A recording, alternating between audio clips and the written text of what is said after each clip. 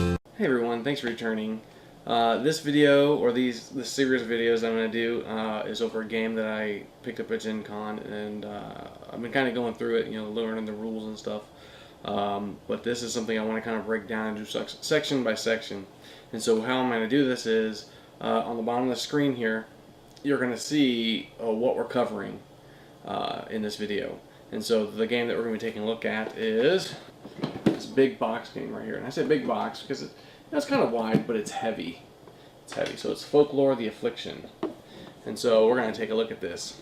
So I am going to do a review at the end of all these videos as I go through the rules and the components and character building and yada yada yada. Okay, and so let's take this on the table. Alright guys, I got the map set up now so we can show the adventuring and how that works. And so first we'll talk about movement. And as we look at the hero sheets and stuff, they say stride. So I think everyone here has 4 stride. And it says that you can move up, down, so like up, down, left, right. You can move diagonal. However, if you're here and then like there's something, an obstacle on the map, you cannot move diagonal. So I'd assume I cannot move diagonal here, so I'd have to go 1 and then 2. And then it says that you cannot stand on obstacles, and there's no red lines like in most board games that tell you that's, you can't be there. And so obviously you can't stand on the well, you can't stand on the church, you can't stand on the tree. I would assume that some of these smaller bushes you can stand in the same spot, but like where there's 2 bushes here, I would tell my group that you can't stand there. And likewise, there's 2 little bushes here, so you can stand there because they're just small, but these ones are good size. They take up the majority of that space. And then here, there's a good sized bush. A couple little bushes here, but I think I'd be okay. And then likewise here. And then it says that there are 3 phases to the adventuring. There's resting, which once per chapter, the current leader may decide to have the group rest. And it says see resting on page 15. And then phase 2, character actions. Character actions may be taken in any order during their turn. The leader acts first, continuing with character to the left. Until all characters have taken their turn, a character may hold their actions, but they can act only after everyone else has taken their turn. If multiple characters hold their actions, the last one to do so acts last. So you can hold your actions like in D&D, but you cannot choose when you pop in. And if someone chooses to hold their action after you, and then they would go after that person that held their action first. We just looked at movement, and interact, search, and so sometimes there's going to be little things on the board that you can interact with. Levers, not sure if I have any available. There's like some rubble, there might be a search token, like so on the board. And so your miniatures can go adjacent to it or on it, and they can perform an action where they would do a skill check.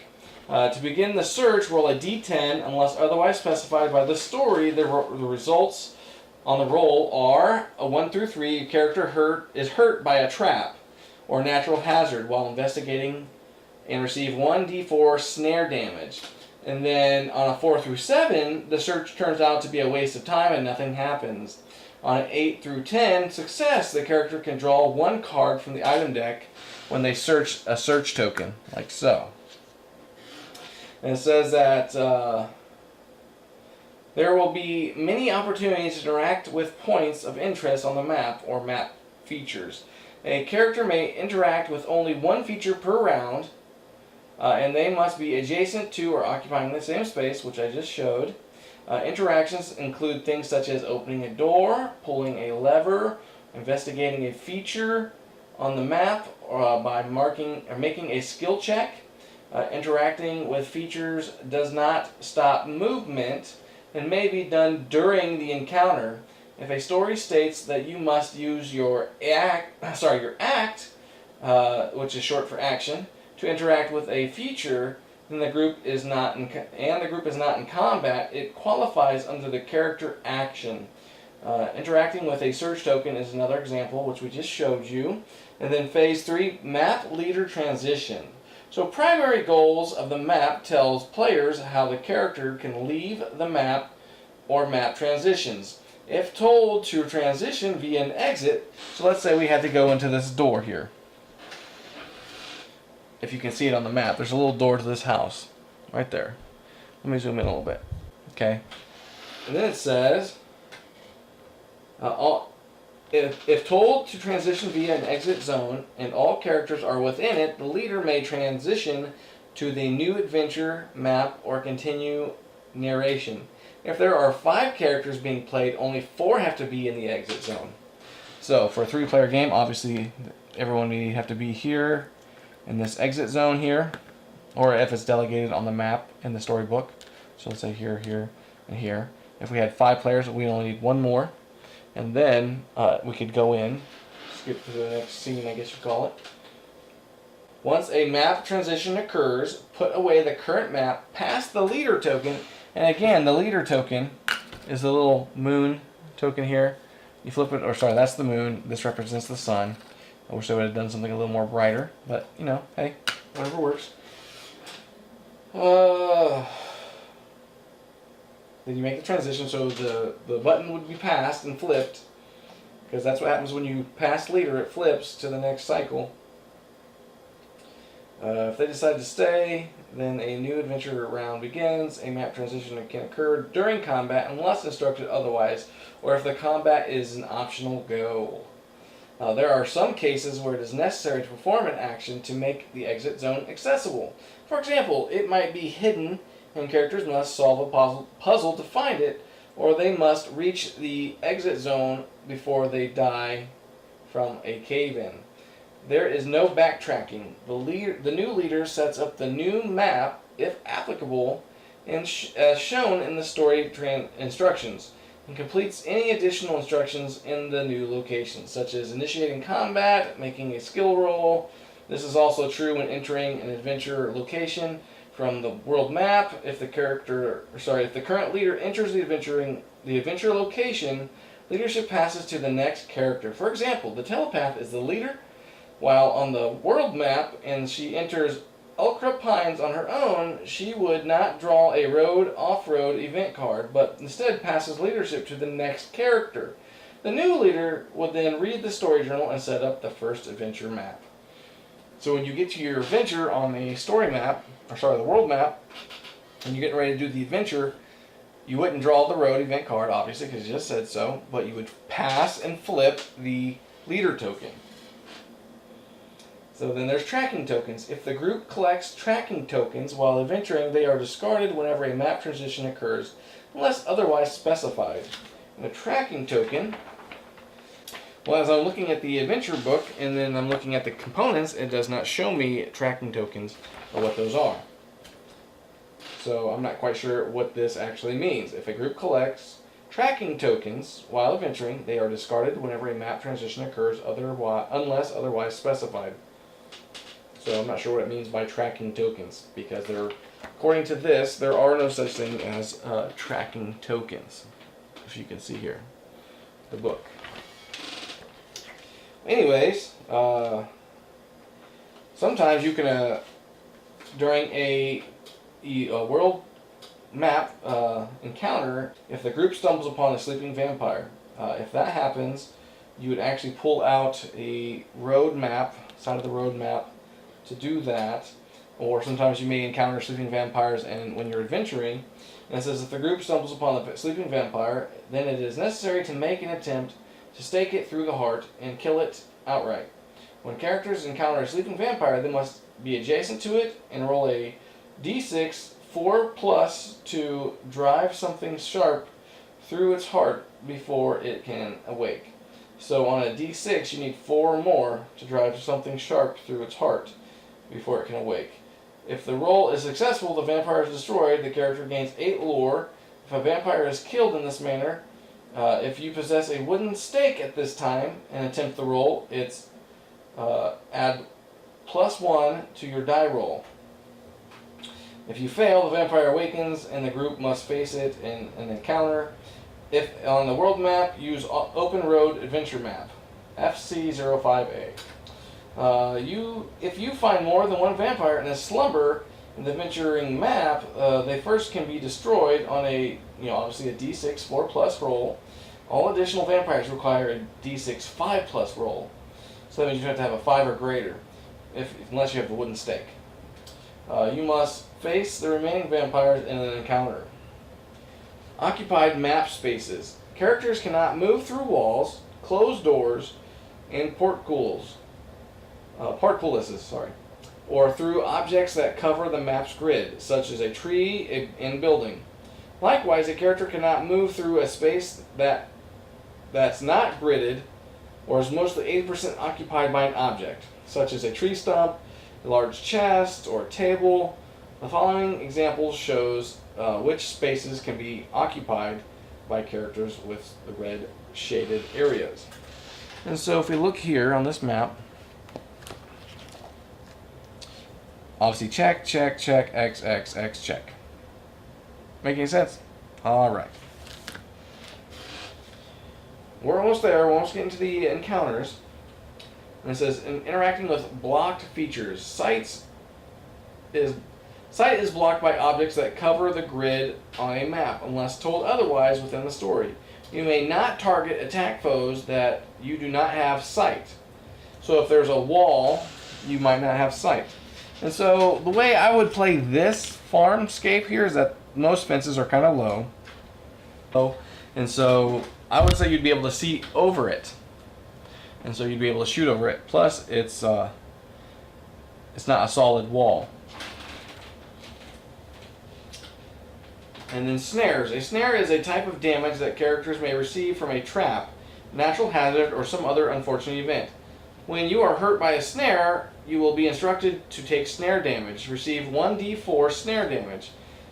Certain characters may gain bonuses against snare damage, such as Absorption 1. Right? But most characters just treat snare damage as regular damage. Snares affect the character encountering them and any other character within range of them. The range is specified within the description snare number, where number is the number of spaces from the character encountering it. Snare 1 would affect the character encountering the snare and any other character adjacent to it. Spawning creatures. If instructed to spawn creatures mid-adventure turn, an encounter is immediately initiated. First roll first strike. Second, combatants take turns as normal. See encounters on page 23, which is silly because it's on page 23 now. End of a chapter. When the story reaches the end of the chapter, the following actions should be completed before moving to the next. Unexhaust all items unless they have special unexhaust instructions. Discard all activated items that have a duration effect on a chapter. Remove all keep and play events, then discard them. Transition the leader token to the next character. So now we're on encounters. Okay, and then on an encounter, the story book will tell you how to set up your encounter, and I'll kind of show you. I don't want to show you too much, so I'll just pick something from the first story. And so on the map here, let me move this stuff off the map. It will tell you to set up a scarecrow token, a wolf here, a wolf here, and then a search token on the well, and then it tells you the starting zone. Okay, so on this map here, I would set the search token here. I would set a wolf token here, here, and then one way down here. The heroes would come in here. Actually, I'd put the whip in front of the friar, the archaeologist. Okay, and so then I would need a scarecrow token, and then I will put it right here. Right now it goes up 1, 2, 3, 4. 1, 2, 3, 4. There. So, yep, just like that. So, all right. Then we look at the creature card. Here, we have the name of the creature, so the rabid wolf. 2 would be the hit points that it has, and it's based on. Here, let me move it over some. So we have. Let me zoom in just for this creature. We have the name of the enemy. We have the hit points based on the number of players. We have the might, which we don't forget now. And then we have its defense and stride. And then we have the rewards that it gives, special powers, and then powers. And that's based on a die roll. So you can take, on a 1 through 4, it says take down, but we'll go through those here in a little bit. And then we have foe tracker, which are these little red arrows here that tracks the hit points. And then we have the defense and stride values, which are like I showed you. The combat type is on a 7, so here's the combat type. It shows you if it's going to be either a ranged or melee, and that is a melee. The special powers, the art, and then the miniature that it would be used, so the wolf token here, and the card index number.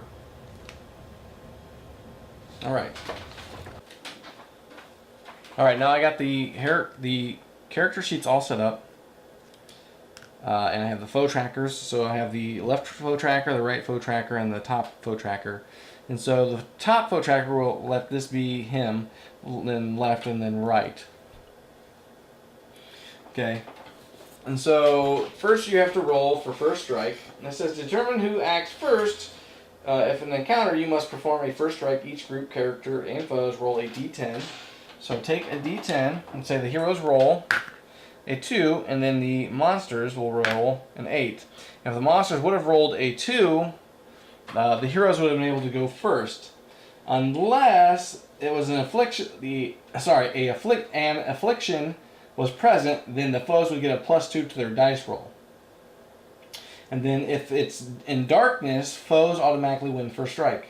It says, for example, the group encounters 3 Straga who are performing a foul ritual. The leader rolls a d10 on behalf of the characters with a result of 8. The controllers roll on behalf of the creatures with a result of 6. This means that the characters act first in the encounter. If an affliction was present, the foes would have received a +2 to their roll, making their result a 6 into an 8. 6 plus 2. However, because the characters also receive an 8, they still act first because they win if a tie occurs. So then the character's turn.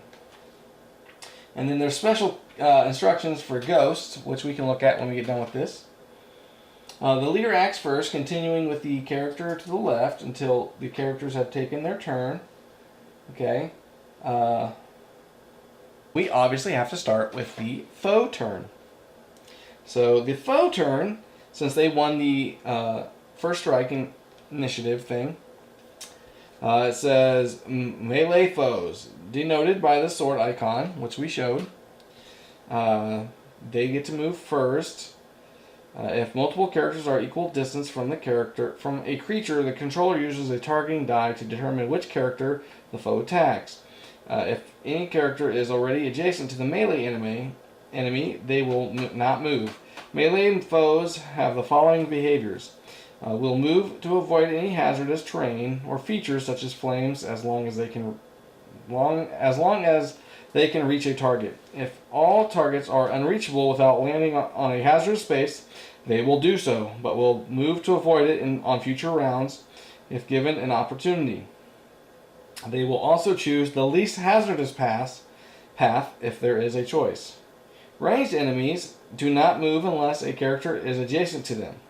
If a ranged foe is adjacent to a character, it moves away from the character's up to their stride prior to attacking. With the following behaviors. Moves as far as possible away from characters while keeping as many characters within sight as possible. Avoids any hazardous terrain such as fires. If all characters are out of sight, ranged attackers will move up to their stride towards the characters until they have sight to as many as possible. And then range straw. This is an example. Skip that. Target and attack. Once in their desired position, they will choose an attack and then attack melee foes. Attack characters adjacent to them if more than one target is within range. They will use a targeting die to choose their victim. Ranged foes attack characters at random, whether they are adjacent to the character or not. Use a targeting die to determine who will be attacked. Foe movement. Foes follow the same rules and movement as characters. Foe attacks. For each of the characters' attacks, roll on the following dice all at once. Targeting die below. The dice attack, percentile dice. The white 10 is the power die. It determines the character's power. The targeting die will continue characters of targeting.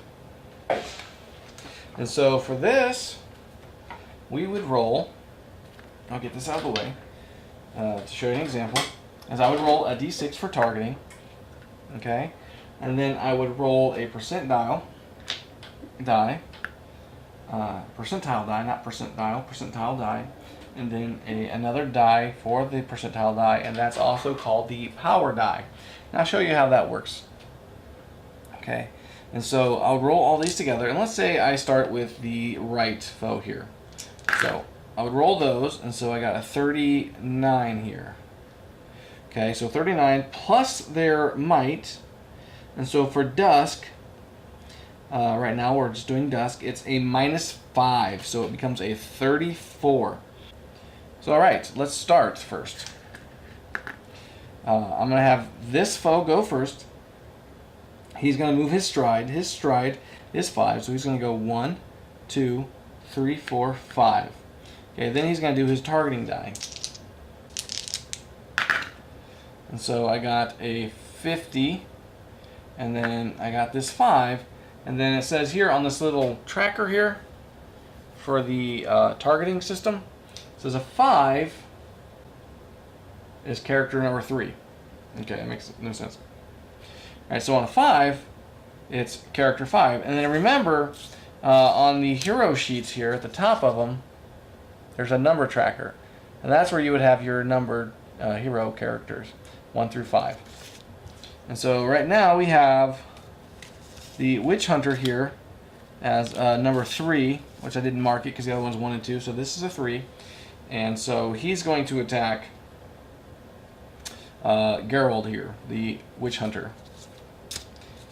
I do believe he has the Bounty Hunter. Yeah, he has the Bounty Hunter focus. So he's going to attack the Witch Hunter. And then his might for dusk is -5. And so that becomes 45. And then we look here on the Witch Hunter's defense, so it's 38. Okay, so 38. And he got a 0 here.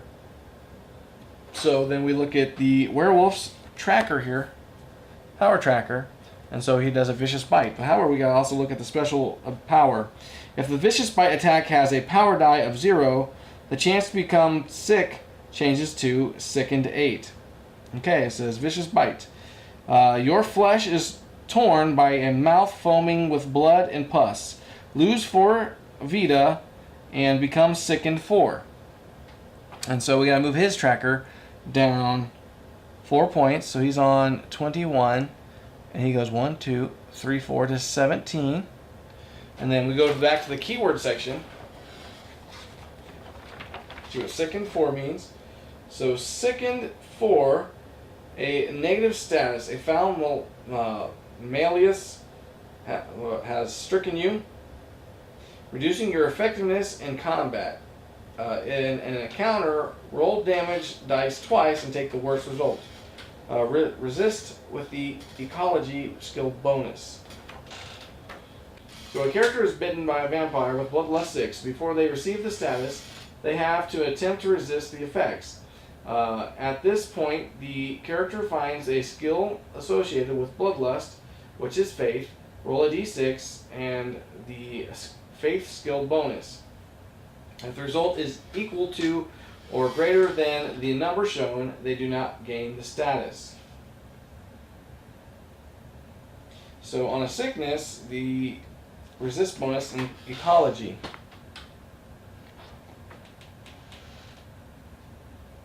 So for a sickness, the ecology, which the witch hunter does not have, he has hunt, martial, and military, whereas the archaeologist has explore, learned, and mythos, and then exorcist has holy and learned.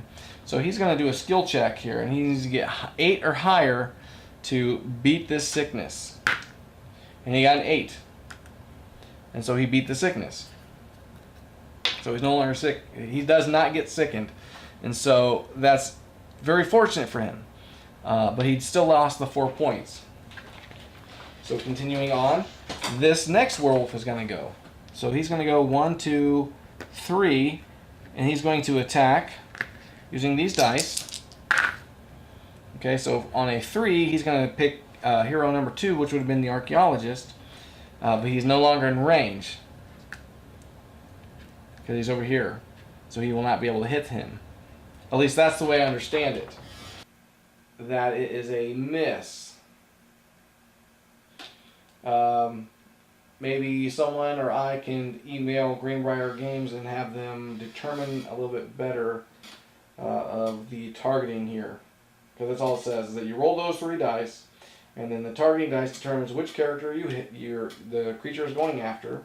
And so on a 3-character game, there's 1, 2, 3, 4, 5, 6, and then on 5, 6, that would go after the 3rd player. And so since this character is number 2 on the numbering system, a 3 would mean he'd go after the 2, but he can't because the other people are involved. And so I'm just going to say that's a miss. So then this wolf will go 1, 2, 3, 4, 5, and he cannot attack, so he'll stop there. Then the heroes get to go finally.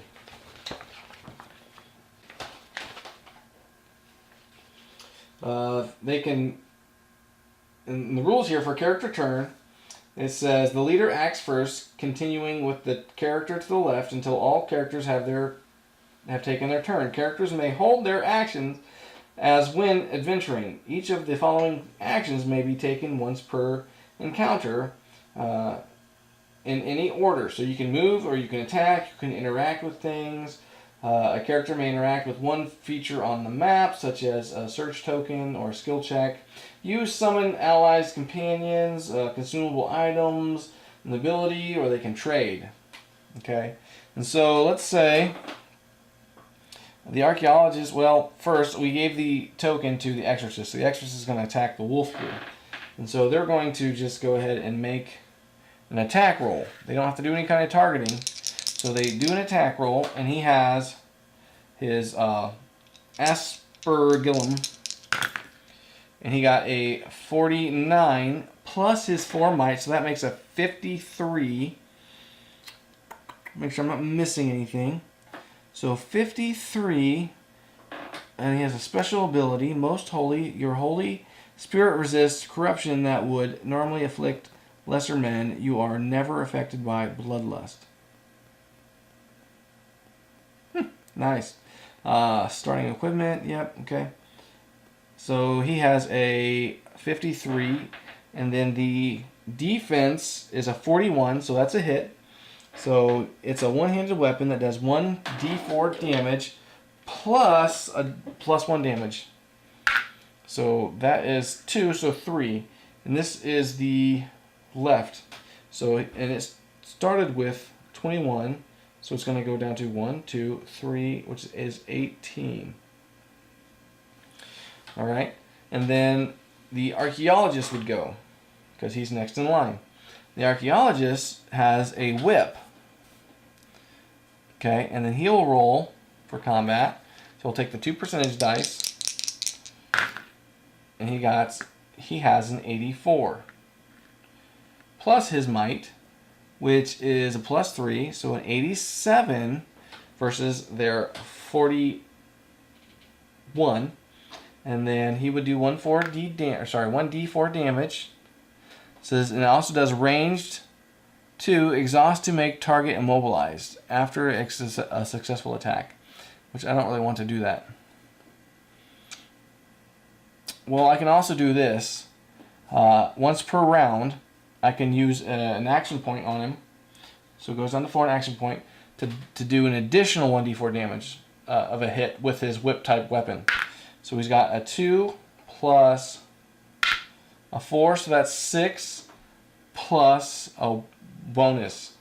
So 6, 7. He's doing 7 points of damage to.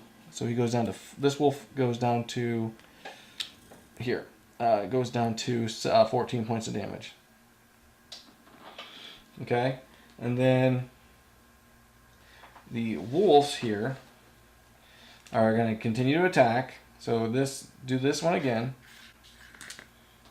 He's attacking the group here. And so on a targeting die of 4, that would mean, what did I say? Let's go back. That is the number 2 player. So he's going to hit the archaeologist. And he got a 13, and no amount of bonuses is going to save him. Because even with the might bonus of -5, it's a complete miss. Then we'll do this wolf here. So they got a 66 minus 5, so that's a 61, and then a 3. And again, that's this character back here, so I have to say that that's a miss. And I'll zoom in a little bit closer to the combat area. Okay, so the wolf is attacking this guy, but he can't reach him. So then this wolf is going to move 1, 2, 3, 4. And attack. It's got a 90, so it's a 90 minus 5, so it's 85. So, and then a 2. A 2 would be character number 1. So this is character number 1. And so that character would be getting hit, definitely. And he would take, on a 0, again, we look at the character, the Rabid Wolf character board, or monster board, and it says Vicious Bite. So he's going to lose 4 Vita, and he started on 22, so he's going to go down to 18. And then he's going to be sickened 8, so he has to do a skill check. Sickened 8. And he's got a 3, and he does not have the special power there to negate it, unfortunately. And so what's going to happen is he's going to become sickened, which there's a token here that tells me that.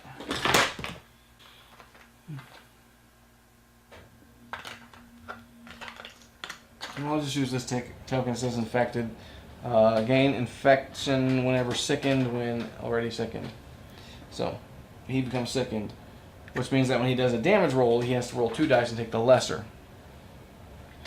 Alright, and so then it goes back to the heroes.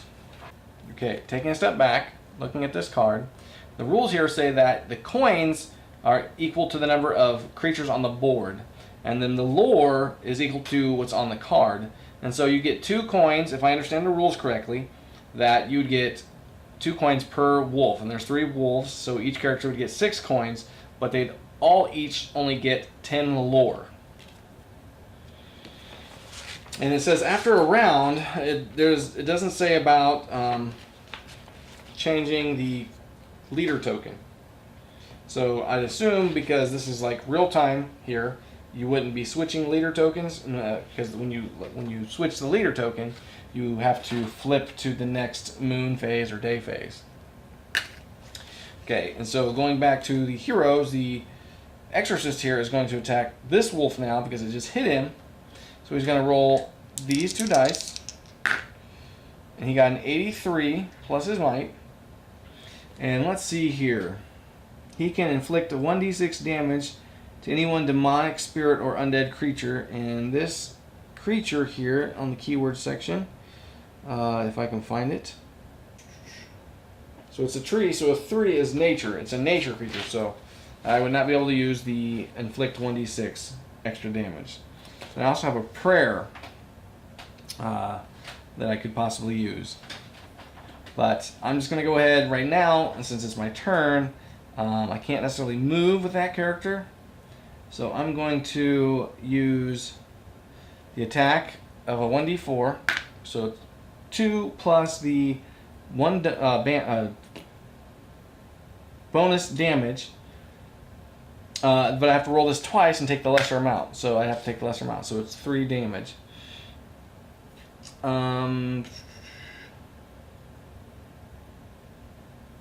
So yeah.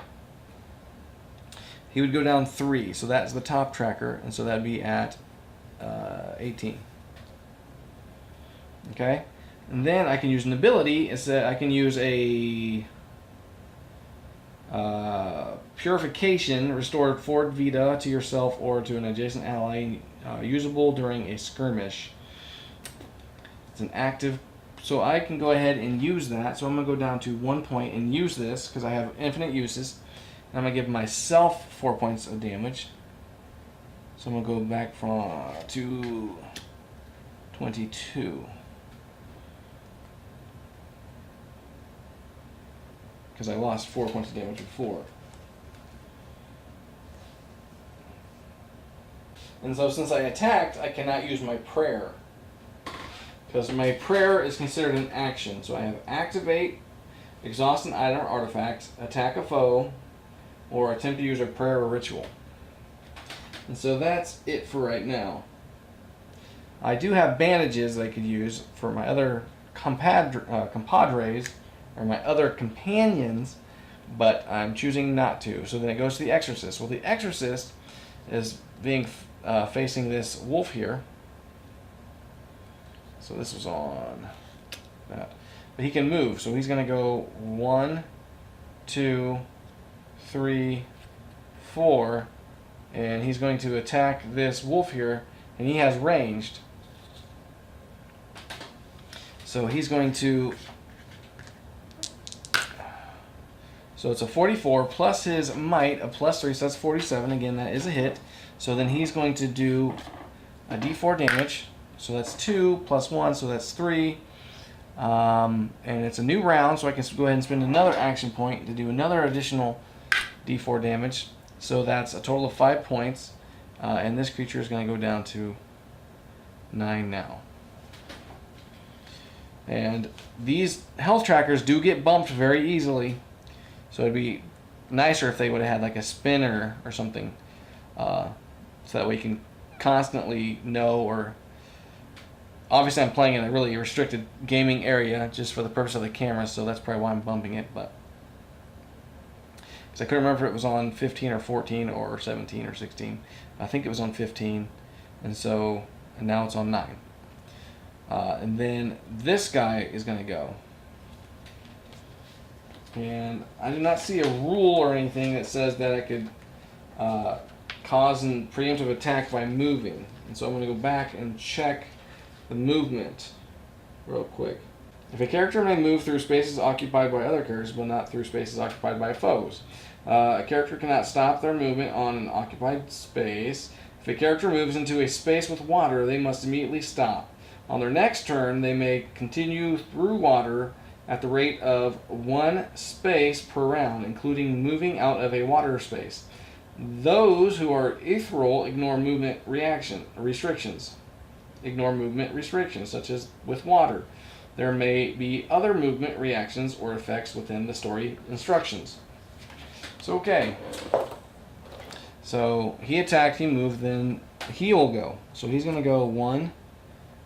Actually, he can go diagonal. Why not? 1. Actually, no, he cannot, because the corners are being blocked. So he's going to go 1, 2, 3, 4. And he has ranged, and so he's going to attack. He rolled a 37, and his might is a plus 4, so that is a 41, and that's enough to hit the wolf. And then he's going to roll a d4 plus 1.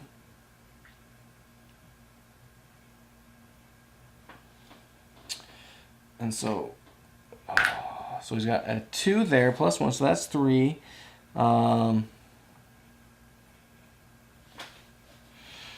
Also, he has a really nice passive ability. It says gain 5 might with ranged weapons during the first round of combat, usable during a skirmish. You have superior skills at routing your enemies. Reroll a missed ranged attack or recover 1 ammo, usable during a skirmish. And so he's already used 1 ammo, but then I can use this card to find another ammo. And there's probably a little tracker that you would use to keep track of his weapon. And I'll show you here on the camera.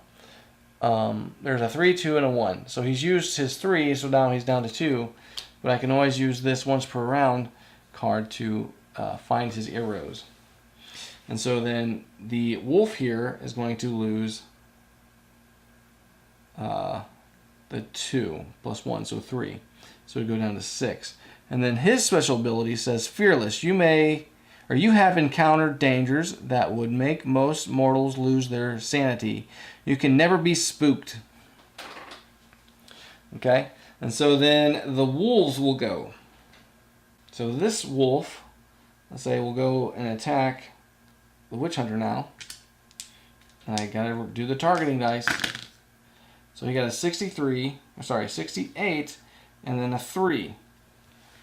And so the 3 would be number 2. So again, the archaeologist. He's out of range. And this is where that part makes no sense at all. If he's after 1 monster or 1 hero, why would he try to attack another hero when he's already there? The rules kind of explain that. That's how it is. What would make more sense to me, and this is how I'm going to choose to play this game, because foe attacks. For each of the creature's attacks, roll the following dice of all dice all at once. And it says for movements, foes follow the same rules for movement as characters. However, they can only move through spaces occupied by other foes, and not through spaces occupied by characters. And then it says when attacking, and then also when you play a game, the person to the left of the leader controls the monsters and what they do. And so when you're rolling for attack again, it does say that you have to roll the targeting dice, which makes no sense. Because why would someone choose this wolf to go over to one of the heroes and then roll a targeting dice and then completely miss that hero? Okay, so I think for the purpose and the way I'm going to play this is when there's only 1 character that monster is going to, I'm not even going to be bothering rolling this targeting die because it makes no flipping sense. So that's a little bit confusing.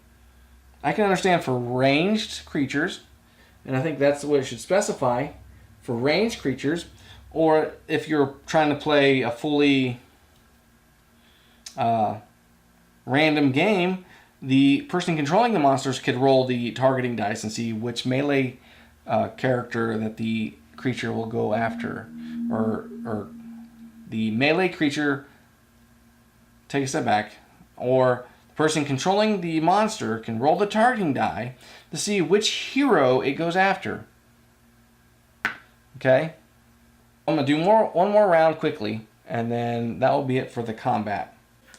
Okay, so starting this back at the top, this wolf is going to go after this hero here, and it makes little to no sense, again, with that targeting dice. So I'm going to re-roll the attack here. So a 49 minus 5 is 30, sorry, not 49. So a 49 minus 5 is a 45, and that is a hit. And so the 9 is going to do a vicious bite. However, it does not affect the special ability because you have to roll a 0. And so he's going to have a sickened 4. So he's going to lose 4 more damage. So he's going to go down to 14. And then he has to do a skill check of 4 or higher. He got a 10, so he's not sickened. And then this wolf is going to attack this archaeologist. And again, I'm not going to use this targeting die because that makes no sense when the melee creature is going right after one specific hero. And it says on the rules again that for each of the creature's attacks, roll all the following dice at once. It says the targeting dice will determine which character is targeted for attack. The recommended dice include, and it shows you, how that works. And so I can see that specifically for the ranged creatures, not the melee creatures. Or if you had a group of heroes together. So, I got a 68, and that's a hit. And so on an 8, he's going to do a Vicious Bite. So for one, he has to do a skill check. So he got a 5. He's not sickened. And then I forgot to put a health tracker on him. And then this wolf is going to attack the Exorcist here. Again, I'm not going to use the targeting die, because that makes no sense. And that's a 70. And so he's going to hit him, and then he's going to have to roll an 8 or higher to not be sickened, because he's already sickened. And he got a 1. And so he's now infected. And the infected says there's no keyword for infected. So page 21, infection. So, infection. If a character does not affect, if a character becomes sickened, there is a chance that they might become seriously ill. Whenever you are sickened and gain the sickened status again, you gain an infection token, but still retain the sickness status. If you receive 4 infection tokens, you discard them, remove the sickness status, and reduce your max Vita by 1 permanently. You may rid yourself of the infection by visiting a town physician or death. Okay, and so this infection token I got should have only been given to me after I had been infected. So now he's infected, or sorry, after he's been sickened. So now he's infected. And if he gets 3 more of these, his Vita is permanently down 1 point. There's a lot of rules to go through in this little step here. Alright. So then, back to the hero turn. The Exorcist is going to attack this wolf. And that is a 19. That is definitely not a hit. But he can use his purification here. He's going to spend 1 power point and go up. Sorry, he should have lost 4 points. So he would have been down to 18 after that last hit. And now he's going to go back up to 22. So then the archaeologist is going to go. He got a 64, so he hits. And he can spend 1 power point to do an additional d4 damage. And that's what he'll do. He'll go ahead and spend another power point. So now he's got 3. So we got 3 plus 1. So that's 4 plus his 1, so that's 5. So this creature was at the top, so now he's going to go down 5. And he's down to 10.